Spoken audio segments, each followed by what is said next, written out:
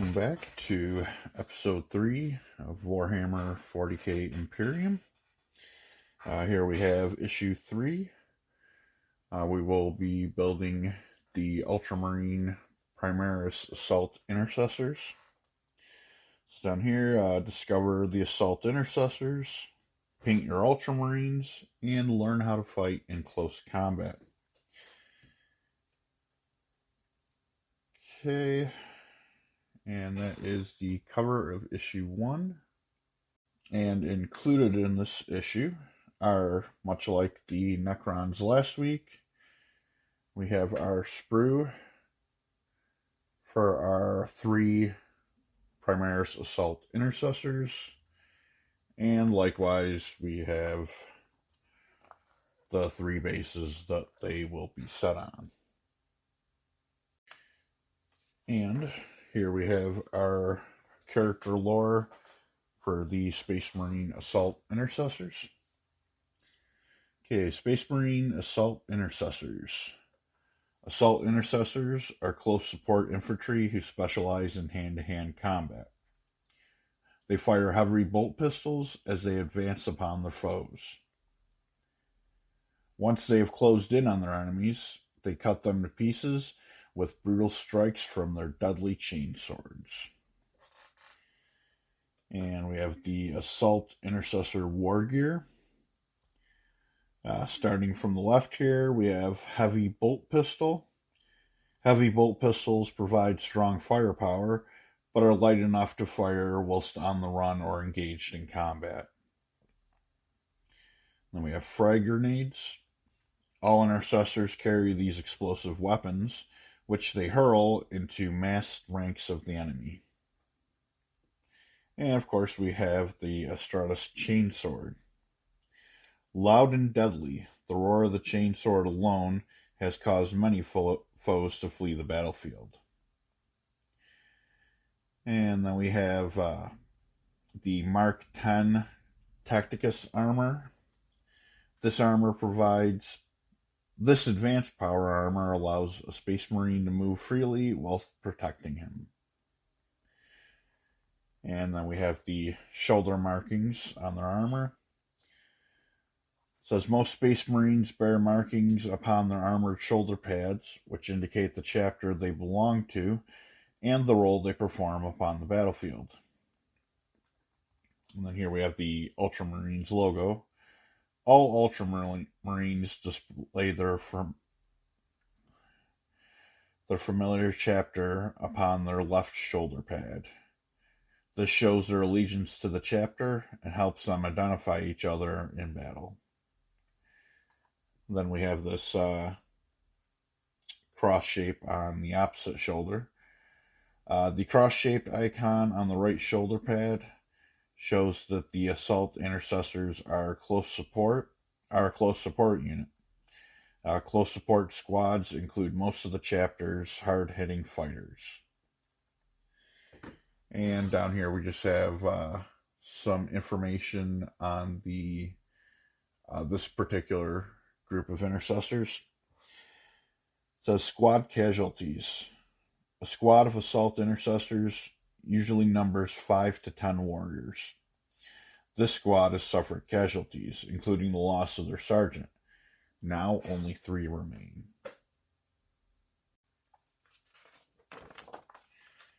Okay, and then we have the battle record for these 3 Marines. It says below are spaces to write down information about your unit of Assault Intercessors. Squad name. Space Marine squads are usually named after the sergeant who leads them. Write down a name for your squad. If you can't think of a name of what to write, choose from the charts or roll a dice. So we have got some examples here. Squad Morton, Squad Carnos, Squad Ignatius, and then we have honorifics. Space Marine squads who have fought in many battles are often given an honorific title for their achievements on the battlefield. And just like the name, you got a chart for that. The Ixion Spearhead, Breakers of the Horde, the Tyrant of Slayers. Okay, now the individual Marines themselves. We have names and specialisms. Use the space below to record the names of your Assault Intercessors and their individual specialisms. Okay, now we have a name chart over here. Brothers of Euros, or Brother Euros, Brother Nero, Brother Srories. And for specialisms, we got a Pistolier, Grenadier, Melee Duelist, Born Leader. Okay, and then we have use the space below to record a motivational oath of vengeance for your Assault Intercessors and record their battle record as they clash with Necron foes. Now we have Oath of Vengeance. In the wake of terrible defeat, the squad is vowed to avenge their fallen kin. Example, by our oath, for each of our slain brothers, we shall slay 12 foes. Now we have a record of battle. As you play games, record your Assault Intercessors' heroic deeds, great victories, and crushing defeats. Example, broke the back of the Zeracon phalanxes on Plunos Prime, decimated by synaptic scarabs in the depths of Tomb World. Okay. Now we have a little lore on the Dark Imperium. In the last days of the 41st millennium, mankind finds itself consumed by endless wars.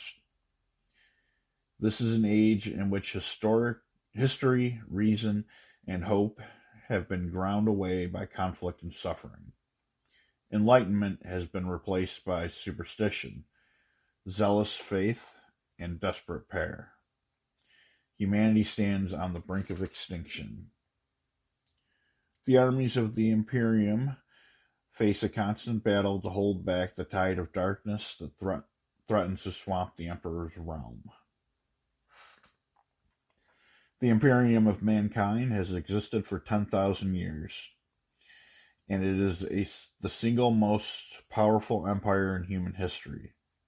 The Imperium spans the entire galaxy, and travel between distant worlds is only possible thanks to the existence of the strange dimension known as the warp.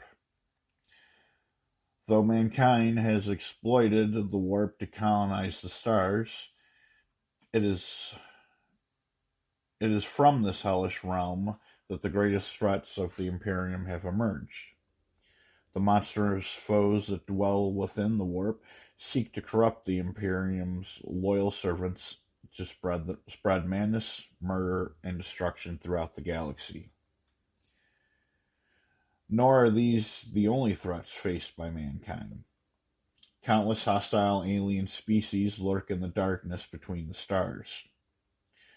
These foes ravage the Imperium's world, feeding their ravenous appetites or seeking to expand the boundaries of their own star-spanning Xenos empire. Despite the forces arrayed against them, the warriors of the Imperium fight on, even though any hope of victory has long faded from their minds. The wars they fight are not fought for honor, glory, or freedom, but for survival. On countless battlefields throughout the galaxy, the desperate defenders of the Imperium remain defiant, determined that humanity will never surrender. There is no room for mercy or compassion in this nightmarish future. There is only war. Okay, now we have a little note over here.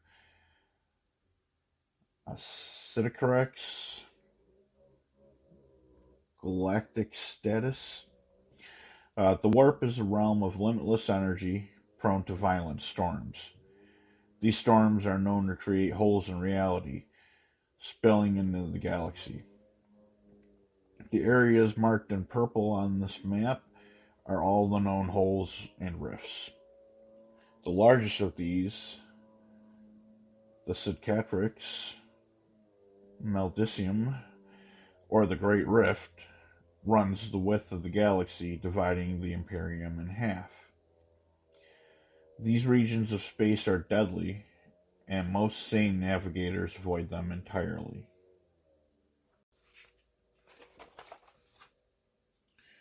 The domain of mankind. The Imperium Nihilus is a region of space that has been completely cut off from Terra's light by the warp storms of the Great Rift. Warp navigation here is almost impossible, making travel and communication between the Imperium Nihilus worlds painfully slow. Many planets on this side of the Imperium have fallen victim to renegades, rebellions, or alien invaders. Some have even been scoured of all human life. For those who remain trapped in the Imperius Nihilus, every day is a battle for survival. Okay, and we just have a map here showing the location. Here we have Earth and Mars. And of course, we have the Great Rift coming through there. Got Macraig all the way over here, which is where the Ultramarines call home. It says the Warp. The Warp is an extra-dimensional realm that allows vessels with warp drives to cross incredible distances between the stars. Without the warp, the Imperium could not function. Those who travel the warp see it as a giant ocean of roiling power, whose currents are consistently in motion. It is a confusing, nightmarish place filled with murderous entities known to humans as demons. These predatory creatures seek to work their way into the minds of mortals and devour the souls of the unwary. The Imperium Sanctus is the half of the Empire's realm that has fared best in the wake of the Great Rift, though it by no means has been spared from the conflict.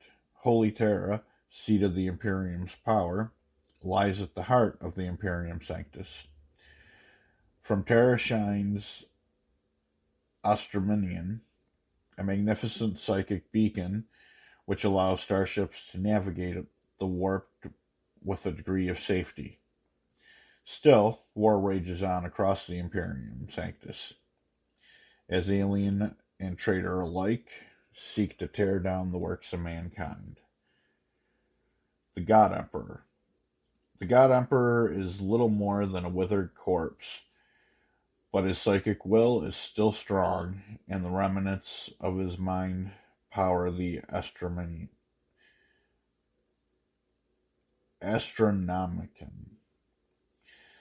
Though the Imperium have been divided in two, the citizens of the Imperium remain united in their shared faith in the God Emperor. In these ways, the Emperor grants humanity the resolve and connection it requires to persist in the face of destruction.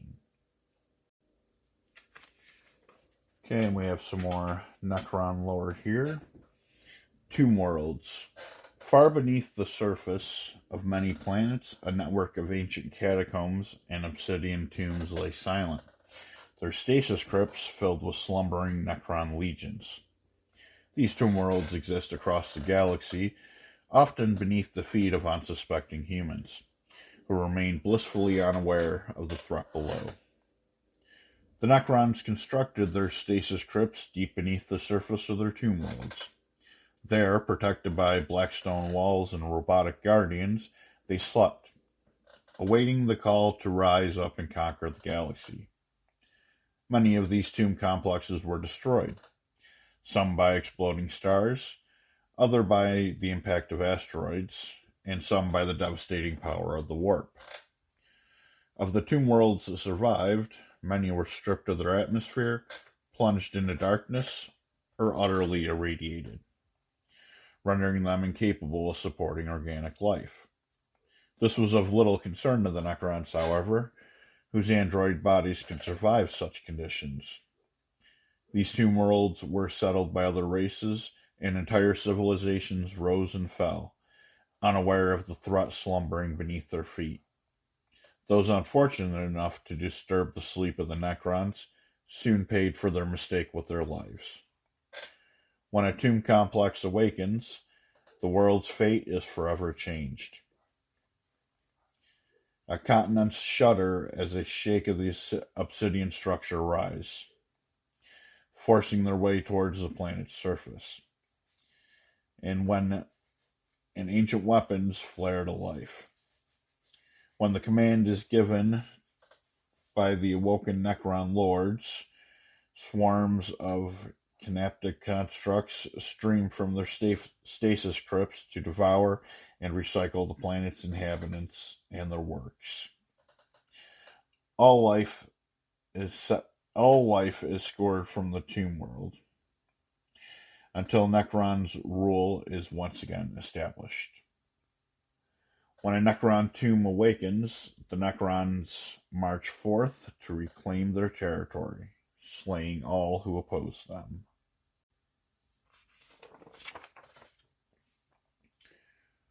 The Great Sleep.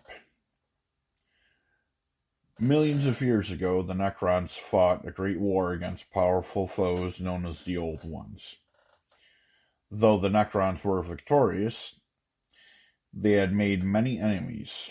The Necron leader, Zarek, foresaw the destruction of his race, and rather than stand and fight, the Silent King ordered his people to enter stasis beneath the surface of their worlds. The Necrons would emerge from the Great Sleep when their enemies were weaker and the galaxy was ready to be conquered. Zareth, meanwhile, disappeared completely, going into exile as his people slept. Effects of entropy. The passage of millions of years has had many strange effects upon the slumbering Necrons. Some awoke utterly mad, and their android minds corrupted and damaged. The physical form of the Necrons have also been altered, either due to the degradation or exposure to the elements. Their living metal bodies have been dulled by corrosion, blackened by volcanic eruptions, or irradiated by terrible cosmic disasters.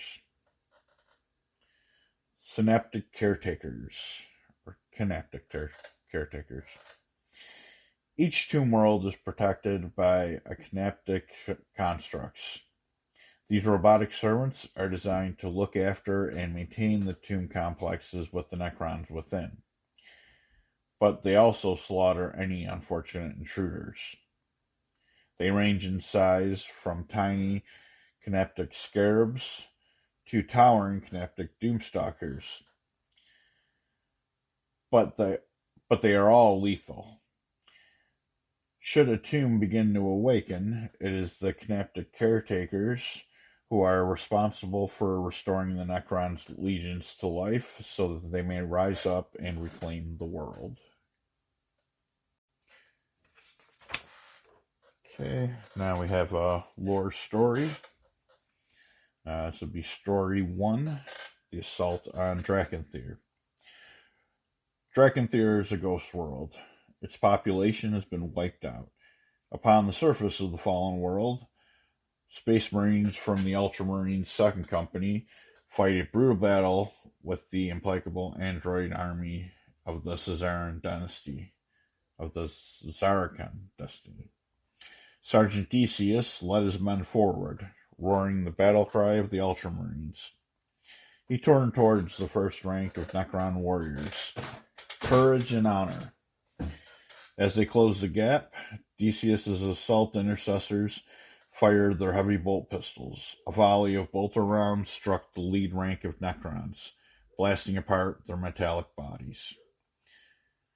Several of the androids fell, their living metal sparking, unable to repair the devastating damage. In return, the Necrons unleashed their Gauss flares upon Decius's men. To his left, Brother Amnos was struck. The green beam of fleshing energy thudded into his chest. His ceramite armor crumbled to atoms, and the second Gauss beam bored a hole through his chest. The dead Space Marine fell forward, crashing to the floor, his chain swords sparking a bit on the stone ground. There was no time to mourn. Decius reached the Necrons just as they were preparing to fire again, his chainsword biting into the skull-like head of the nearest foe. The adamantine teeth of the roaring blade ground through the Necron's skull, loosing a shower of sparks into the air. The light behind the Necron warrior's glowing green eyes faded, and it slumped to the floor with a metallic clang. Decius was on the next foe, clubbing its Gauss flare aside with the butt of his pistol and striking the Necron in the chest with his chainsword. Again, the roar of the blade was followed by a screech of tearing metal. Another foe was down. The Necrons fought back as best they could, wielding their Gauss flares as clubs, felling another of Decius's men. But they were no match for the assault intercessors in hand-to-hand combat. A few brief seconds of fighting later, Squad Decius had breached the first Necron line. Ahead, a set of stone steps climbed sharply up a rock slope. The Necron structures jutted from the rocks, casting long shadows. They were near the heart of the Necron outpost. Of that, Decius was sure. Atop the staircase, more Necron warriors were pouring fire down upon the Ultramarines. Decius began firing, dropping another foe with each shot from his heavy bolt pistol. A volley of Gauss fire came back at him, sizzling past his helm and scoring a hole into the right shoulder pad of his power armor. Of Decius's 10 warriors, 6 remained. The rest had fallen during the assault, cut down by volleys of Gauss fire as they ascended the rock face. As Squad Decius advanced slowly under the withering Necron fire, a voice rang out from behind them. "Steel yourselves, brother. Let no Xenos quell your fury. The Primarch has lent us his trust, and we must repay him with victory." Decius recognized the measured tones of Lieutenant Arianus. Bearing the heraldry of a Blade Guard veteran and wielding a mastercrafted power sword, Arianus advanced alongside the assault intercessors, deflecting Gauss fire with his storm shield and bellowing encouragement to his men. Inspired by their leader, the Ultramarines rallied, pressing through the Necron onslaught with renewed determination.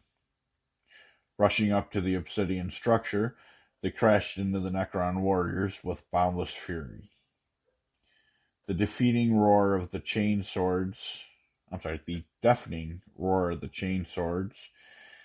echoed from the rocky terrain.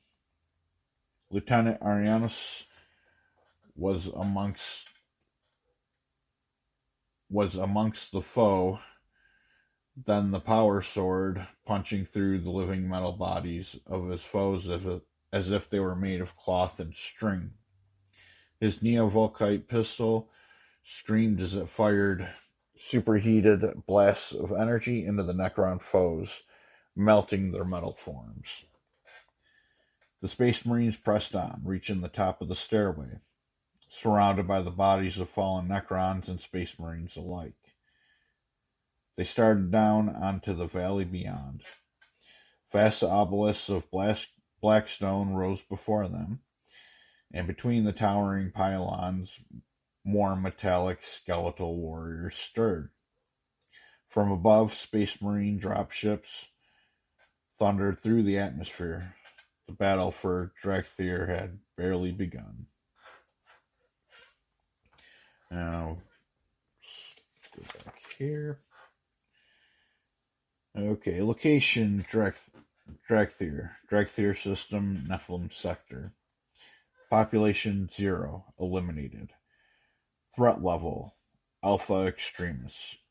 Scout report, RZ-141 Tarkin. Drakthyr scourged, life signs negative. Scoured. Energy readings show unidentified Xenos tech.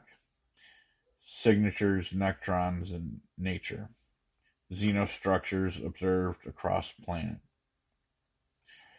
All fleets advised recommend extreme caution. Necron vessels sighted in the vicinity of the Tarkon Passage. Strongly advise against warp travel. And up here we have a scene depicting the battle.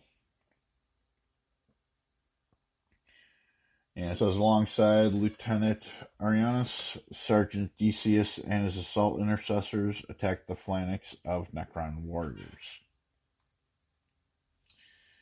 And down here we have a quote from Sergeant Decius. On Drakthyr, I learned the true nature of the Necron threat. I have battled many Xenos races in my lifetime, yet none as implacable and relentless as the Necron legions. Without mind or soul, they march forward with no regard for their lives. Even those that fall may rise once more, their bodies knitting back together, brought again to life by eldritch technology.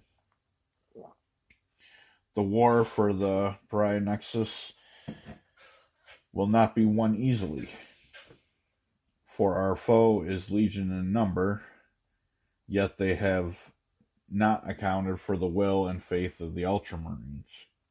In their arrogance, the Necrons believe humanity to be weak, when the true might of the Adeptus Astartes is unleashed upon them.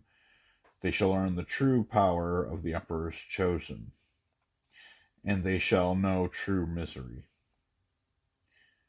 Only when the Necron threat has been vanquished shall we Ultramarines mourn our fallen brothers.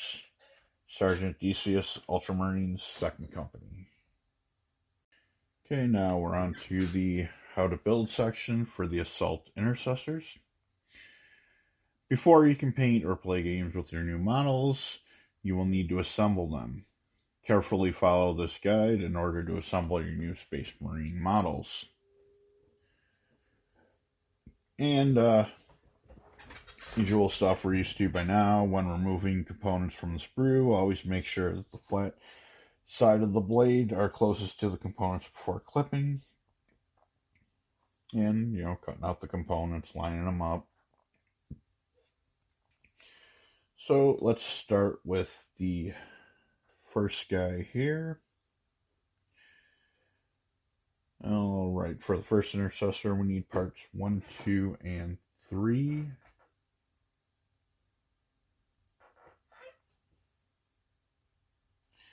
So, okay, here is 3 right here.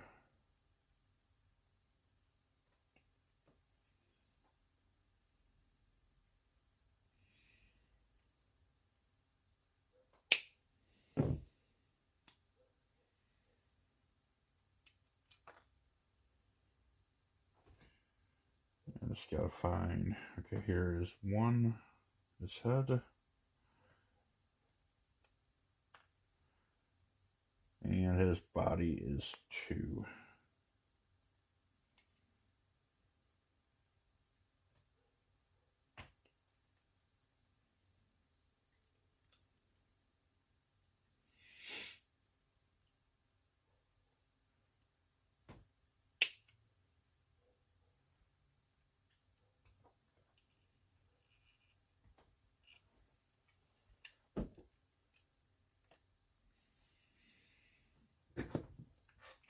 Okay. And I'm going to go ahead and speed up the assembly on this guy here.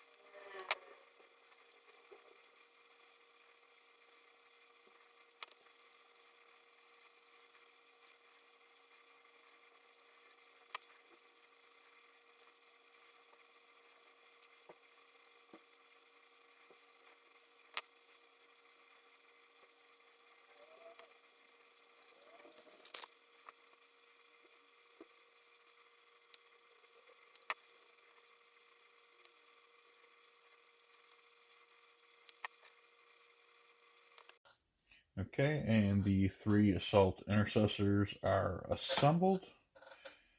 And I realized after I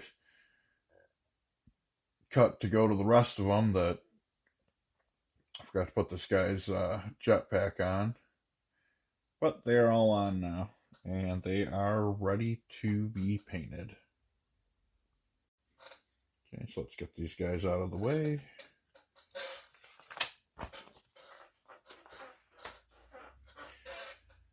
Okay, how to paint Citadel miniatures. This is all pretty much the same instructions we had last time. Just opening it, thinning it, keeping it clean, all that. Okay, now before I get into the actual painting, I'm going to go ahead and get these guys primed, and I will be right back. Okay, have my assault intercessors primed and ready to be painted. And we're going to start with this guy here. Okay, how to paint assault intercessors, MacLeod Blue. MacLeod Blue will provide the base coat for your Ultramarines. You will need to thin this paint roughly 1 part water, or 1 part water, 4 parts paint. Apply 3 coats of paint to each assault intercessor. Allow each coat to dry before painting the next. You'll know it's dry when the paint is no longer shiny. Some areas may be difficult to reach. Turn the model over or take it off the base. If doing so will help you work the brush into the recesses. Be careful around details such as eye lenses. If you apply too much paint, it may clog these details. If you get too much paint on an area, use your paintbrush to spread out the excess before it dries. After the first coat is dried, you should be able to see some of the plastic through the MacLeod Blue. With the second coat dry, the plastic is less visible, but the MacLeod Blue still looks a little uneven and thin. When the third coat of MacLeod Blue is dried, you should have a smooth, even finish across the whole model. Okay. There's one thing I didn't mention in the contents was, of course, the pot of MacLeod Blue, which we have right here.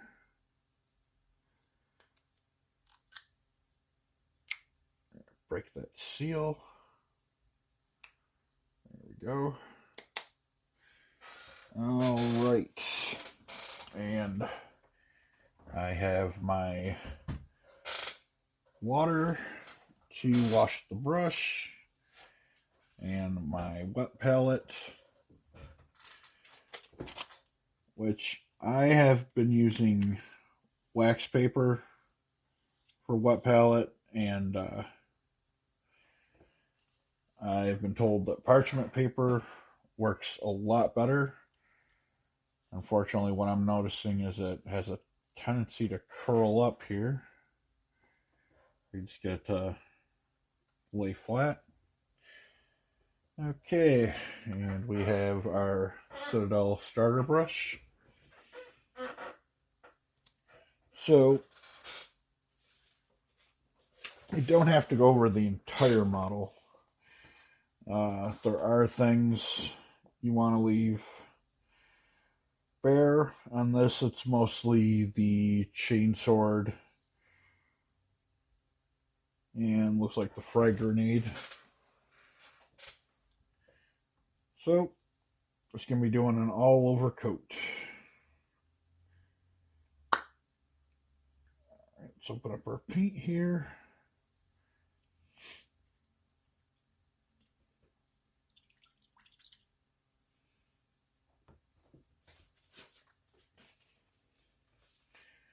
Some paper towel to make sure the brush is not too wet.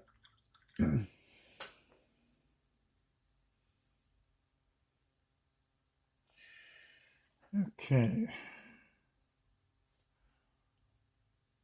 A little blue on there.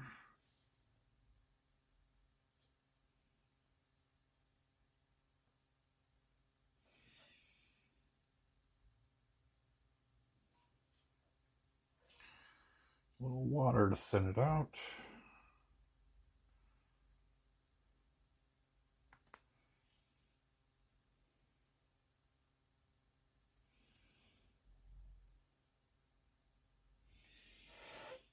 Yeah, let's see how that goes. Let's start on a kind of a flat area. Yeah.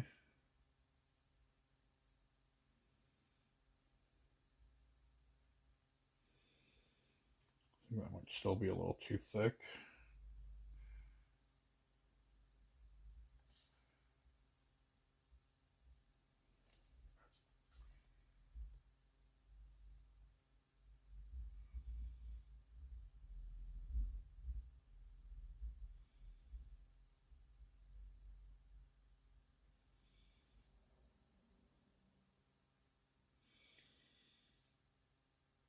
Yeah, I can live with that.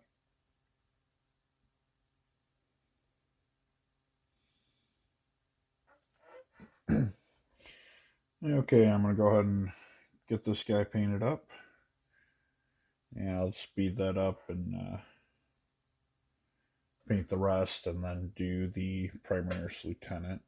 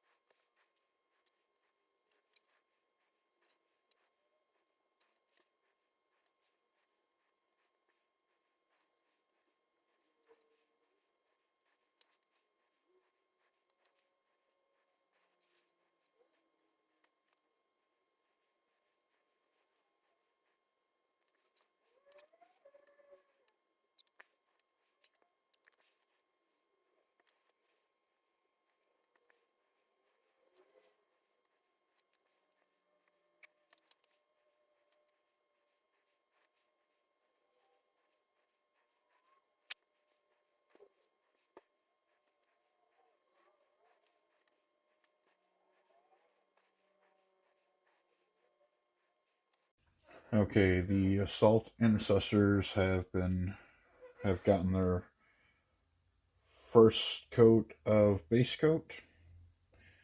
So now I'm going to move on to the Primaris Lieutenant. Yeah, let's see what we got on him here. Primaris Lieutenant, McCraig Blue. Apply the same process to the Primaris Lieutenant. Aim to paint the Lieutenant's power armor and tilt shield. Don't worry if you get paint on other areas, you'll paint over these in a later issue.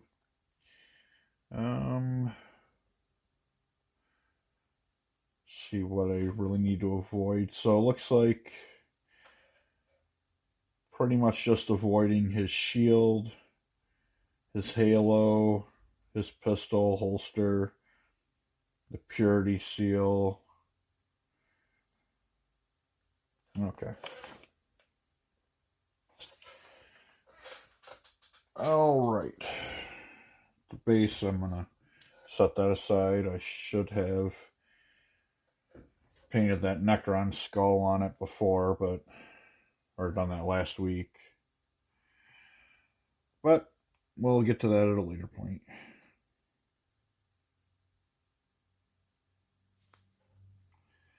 So again, same thing. I'm gonna get him painted up. Then I'll do the 3 coats on everything. And then I'll come back after that.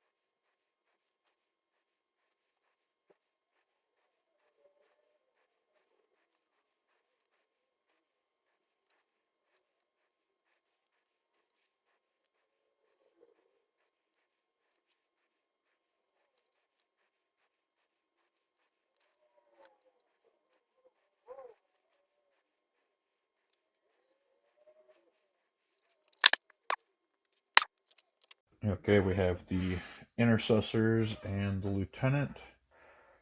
3 coats. So their base coat is done. And we'll now move on to this week's playthrough. It's playthrough number 3, Hold Them Back. Cut off from their allies and commanders, a squad of assault intercessors continues to proceed with their mission. Destroy the Necron repair facility beneath Magaria's surface. Calling for reinforcements. A trio of assault intercessors have reached the Necron repair complex's obsidian heart. Just as the Necrons have begun to stir to life once more, with several of their numbers already slain, the assault intercessors will soon be outnumbered. In need of reinforcements, they have activated a locator beacon a device that will share the location with their fleet in orbit.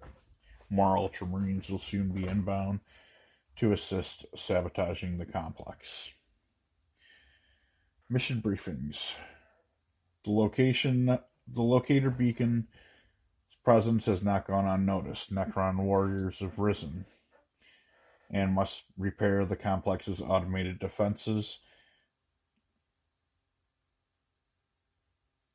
And the repair complex's automated defenses have ordered them to find and destroy the beacon before the Space Marines can summon their kin. They face a formidable foe, however. The Assault Intercessors have already lost several of their brothers and are determined to avenge them. Okay, Necron warriors destroy the beacon. Slowly but surely, more and more Necrons have begun to flicker to life, awakening in the darkness to find themselves in their midst. A small unit of Necron warriors have been roused from their slumber, newly repaired bodies, still showing the scars of battle. A locator beacon's pulsing signal has been detected by the repair complex's defense system. The Necron warriors have been dispatched to capture and destroy the beacon before more Space Marines can be summoned to the facility. More Necrons flicker to life with every passing moment. If the warriors can secure and destroy the beacon, the outnumbered Space Marines can be hunted down one at a time.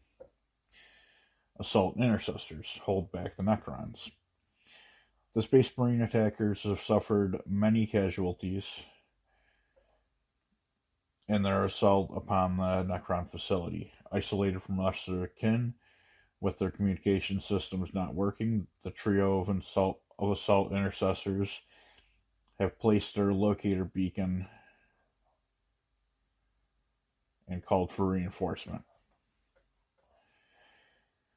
The thick walls of the Necron facility will surely deaden the signal, making it some time before the fleet above can pinpoint their location. They must defend the beacon until the Space Marine fleet can identify their position. If the beacon is destroyed, the remaining Space Marines will soon find themselves outnumbered by a legion of metallic foes.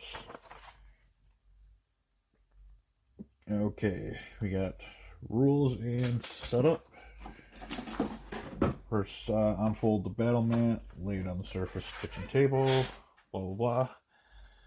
Alright, so I'm not gonna bother with reading all this here. I am just going to go ahead and set it up.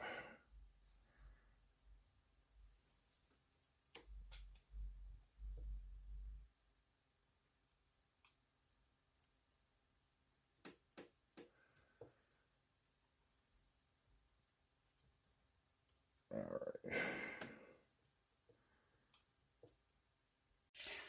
Okay, and I noticed that last time with had almost kind of a strobing effect on the mat, so I just shut that off. Okay, so we have, let's see. Alright, so we have three Necron warriors are here.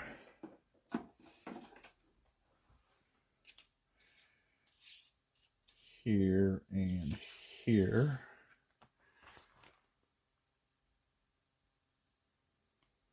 And it looks like our intercessors are here, here, and here.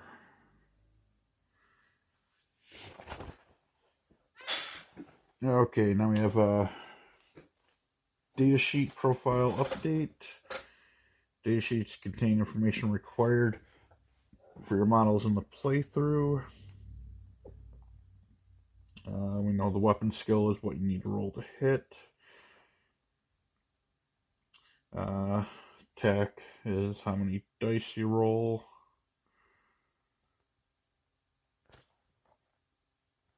Okay, Melee. This weapon can only be used within engagement range 1 inch of a model.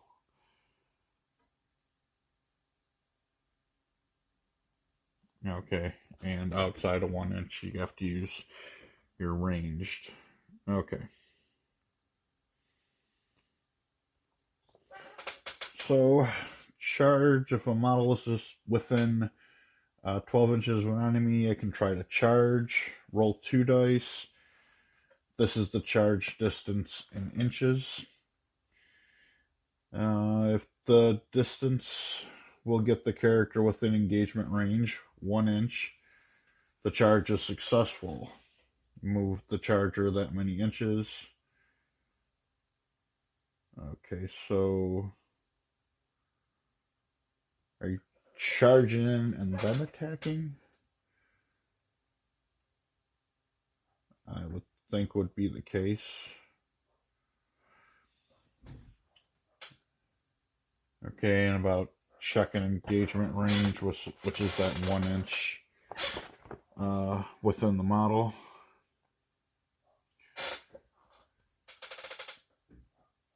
Okay, now it looks like our Necrons are going first.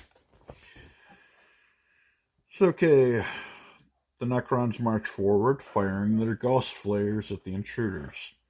They must reach the beacon before the Space Marines arrive. Okay, step 1, move.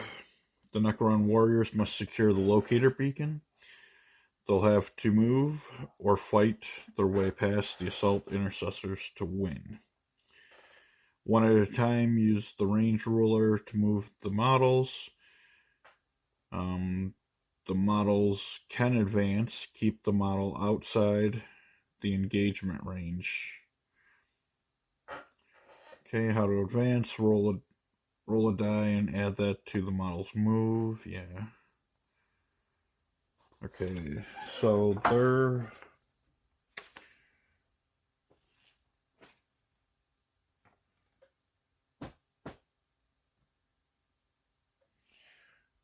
Okay, so they...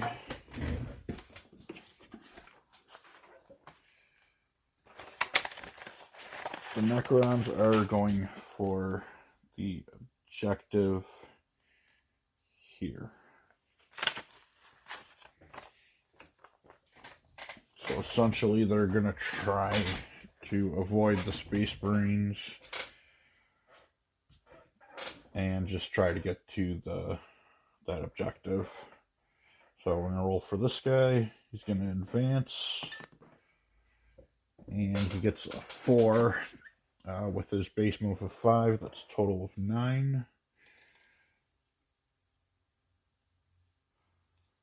He is up there. And the bottom one's going to do the same thing. But he only got a 3. So he gets 8. And that one is going to try to distract the Marines from attacking the other 2 warriors. Okay. So, where is his weapon skill?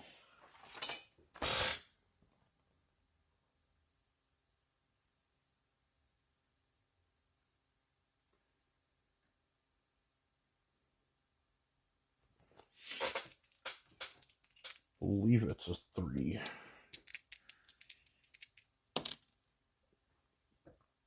Okay, so 1 hit. And the Intercessors also save on a 3. And he saved. Okay, now.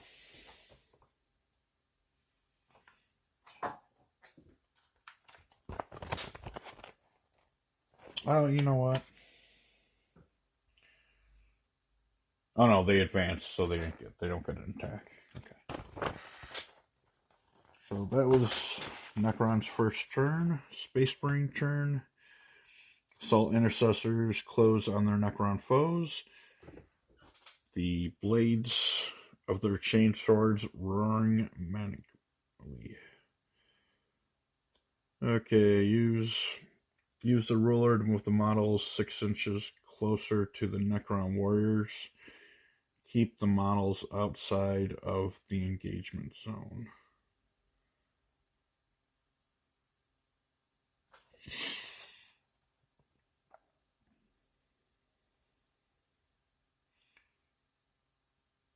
Okay.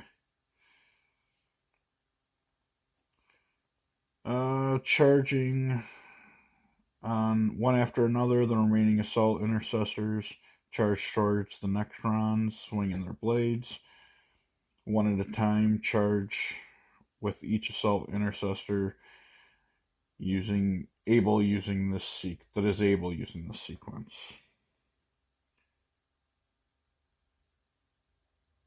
Okay.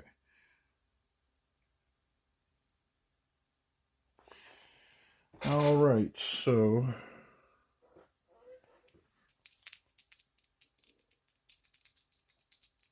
he's gonna charge over to this guy.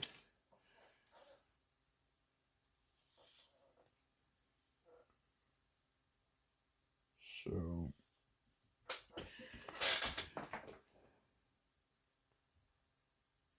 alright, if moving this many inches will bring the assault intercessor into the range. This model will attack. Okay. So yeah, but what is the... I'm not seeing their weapon skill damage here.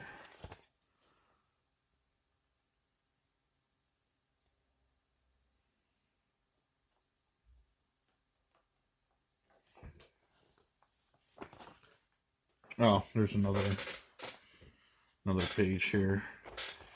Okay, fight. The assault intercessor can now smite the Necron warriors with their chain swords one at a time.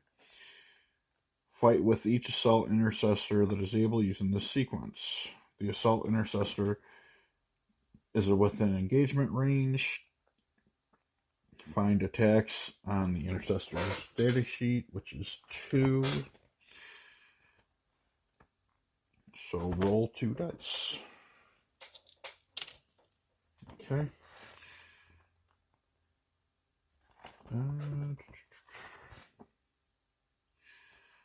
They're deadly with their chain swords. Compare scores on each dice with weapon skill 3+. Any die higher than a 3 is a successful hit.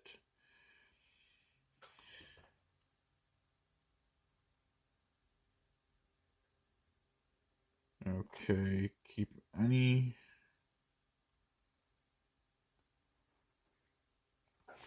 Okay, for each hit, the Necron player rolls a save plus 4+.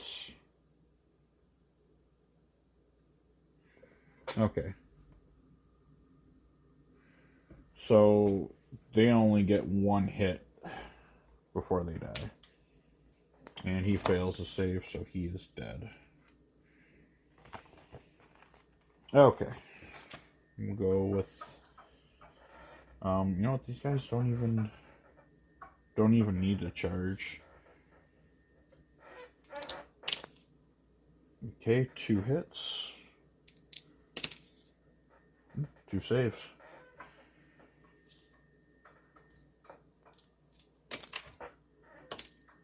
Two hits.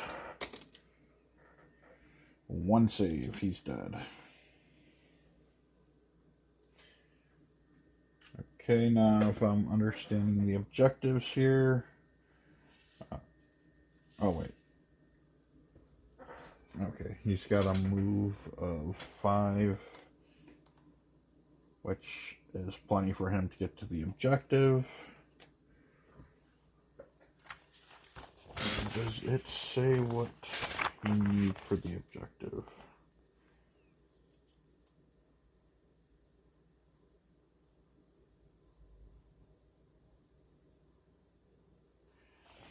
Actually, they don't even have to, it looks like. If a Necron's warrior's base is touching the objective at the start... Oh, at the start of the Necron player's turn. Okay, so he has to survive getting killed by all these guys. Alright, so that means he does have an attack. So he's going to shoot at this guy with 2 hits. Oops. And at least 1 save. Okay, saves. Alright, now Space Marine turn. Okay, I'll start with this guy. Okay, 1 hit, 1 miss. And he saves. Next Intercessor. 2 hits.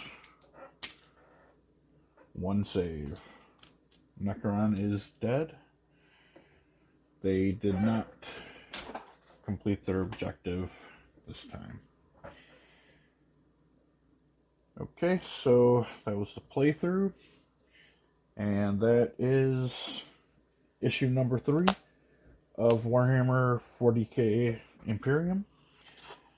And I'll be back next week with issue number 4. Hopefully next week if I get it in time.